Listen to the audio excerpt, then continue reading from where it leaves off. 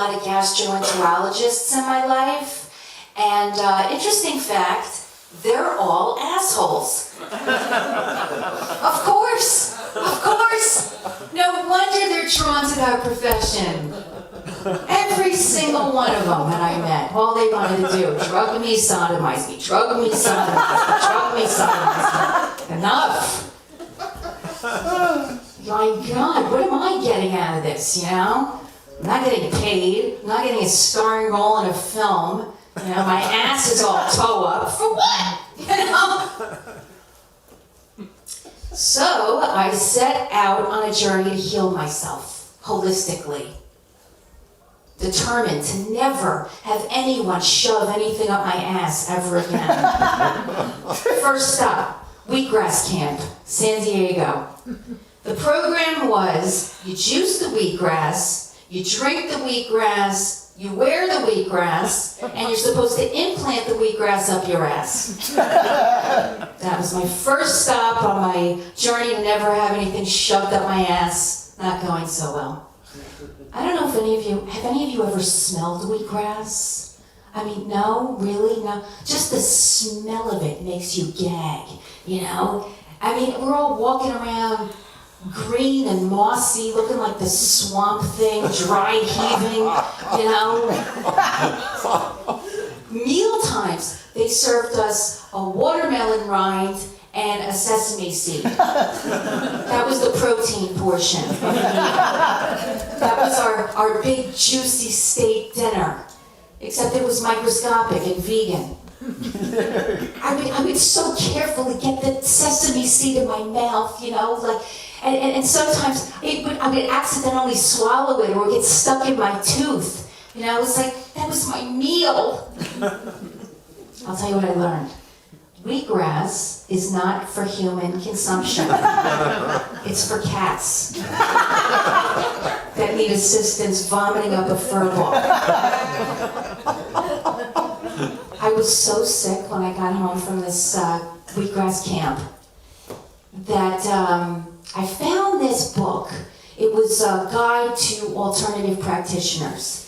And I come across this witch/nurse practitioner deep in the Catskill Mountains. And she ran the Dr. Bernard Jensen 8-day bowel cleanse out of her house. I call her up, I tell her what's going on. She says, come on up. So I get in the car, my husband drives me because I'm so sick I could barely walk. We get there, the door slams closed behind us, and there she is, all 350 pounds of her, a bowl haircut, no makeup, and a t-shirt with a picture of a kitten on the front. And the first thing she says to me is, get naked and get in the steamer. It's like this giant ski boot in the middle of her living room. And when you meet a witch/nurse practitioner deep in the Catskill Mountains who looks like a Samoan linebacker from the NFL, and she tells you to get naked and get in a steamer, you fucking do it. You fucking do it. So I did it. I get in there, there's a little bench, I close the door, and I'm thinking, you know, this could potentially turn into a deranged fairy tale very quickly. I don't know if there's carrots and celery and onions at the bottom of this thing, and I'm dinner later. And hopefully she had enough taste to add parsley, but I'm not gonna say anything.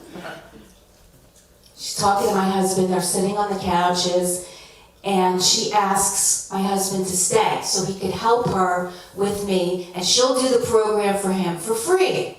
And the program is 3 juices, handfuls of green pills in between, and 3 colonics a day. Second stop on my journey to never have anything shoved up my ass ever again. 2 for 2. So my husband agrees, and the 4th day, he's so miserable that he tries to escape. But he doesn't get very far because he's so weak and delirious from the fast and all the colonics. By the 8th day, we break the fast. She makes us this probiotic paste. No flavoring, no seasoning, just bacteria bacteria.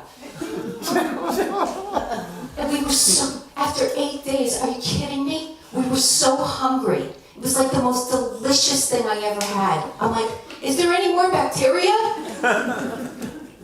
I ate mine so fast. My husband was slowly eating his, like savoring it. I saw a little bit on his plate. I'm like, with my fork, are you gonna eat that bacteria? You know, his fur went up, his fangs came out. I mean, we were like two wildcats around a fresh kill. I was so sick after this bowel cleanse. When I got home, I had to go on a course of steroids. I don't know if any of you have ever been on steroids. I have been roided the fuck out of my mind. Okay? It's like being at a Red Bull keg party, all right? Seriously, steroids make you think you could do things that you can't do, like box or fly.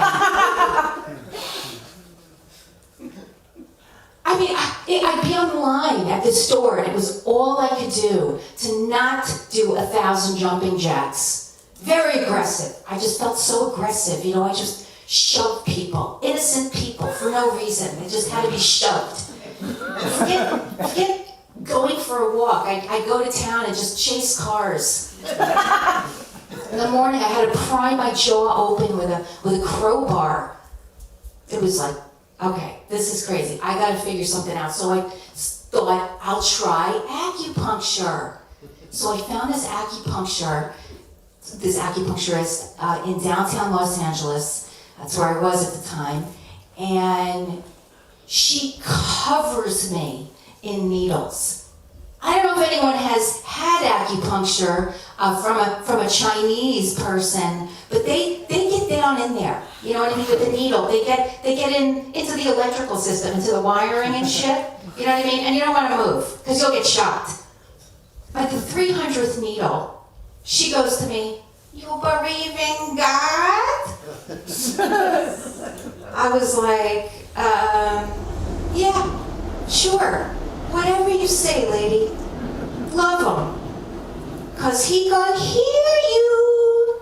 Oh, he is? Really? I'm like, so what the fuck am I doing here? And I was thinking, you know what, Alyssa, you gotta put a little more time into this. You gotta find an elderly Chinese person who's got that ancient Chinese wisdom, you know, who knows about the herbs, you know?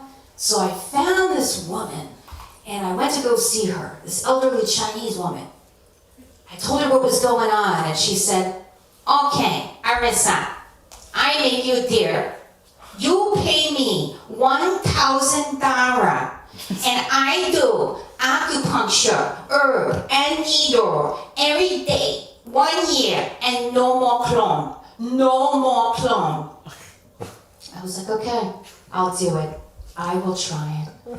Little did I know, I was signing up for like the Chinese acupuncture military. Every morning, I wake up with a phone call from her. "Alyssa, I am Kaigo acupuncture, herb, and needle. Give you ENERGY. Every day, every morning. We had an answering machine back then. "Alyssa, I am Kaigo acupuncture, herb, and needle. Give you ENERGY.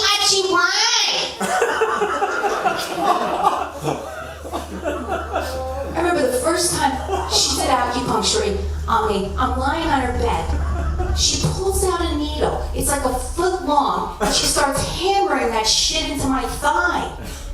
I'm writhing around the table, you know, I start crying, and she hits me. She's like, "Why you cry? You big baby." I felt like Jesus being nailed to the cross. Oh my God. "Alyssa, I am Kaigo acupuncture, herb, and needle. Give you ENERGY.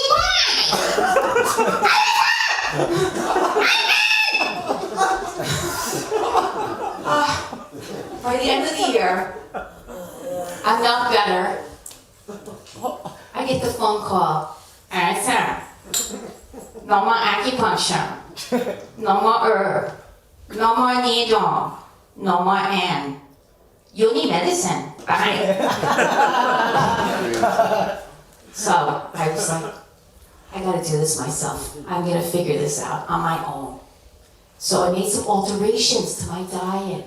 I had to give up grains, flour, dairy, and sugar. Oh my God. Wow. That's tough. That's tough. Let me tell you. Y'all don't know the drug addict crackheads that you are until you gotta get off flour and sugar. Okay? They make patches for people who need help quitting smoking, but there's no patches for people like me getting off flour and sugar. I had to make my own. I'd be taping pastries to my arms and my body, just taping on sandwiches and bread. I'm like, well, I can't ingest it, but maybe I could absorb it subcutaneously, real slow, so I don't have a big immune reaction, you know? Maybe what would be great is if it would shut that voice up in my head that's screaming 24/7, pancakes, waffles, muffins, fat fuck breakfast with all the fixins on a loop. It's on a loop. It's like, what am I, haunted? Let me tell you right now, God smiled on the hermit crab. Alright? You know, because their shell, that's their body. If something happens to their shell, they go find another one. Something happens to this, we're stuck in this motherfucker. You know what I mean? Can't be jumping out of this. Jump into another time zone called Time's Up. So, I'll tell you, I go through it. The withdrawals. Oh my God, the hallucinations. I see cakes knocking on windows, waiting at me. I'm not safe. I hear voices, cookies talking. I go to the supermarket, I turn into this creepy stalker. I start cruising a cookie aisle in the baked goods section, you know? I'll get handsy too. I'll pick up a box of cookies and be like, you smell good, bitch. What you got on? Butter? Oh God. I dream about sweets. The other night I dreamed I fucked a pound cake. It exploded whipped cream. It was fantastic.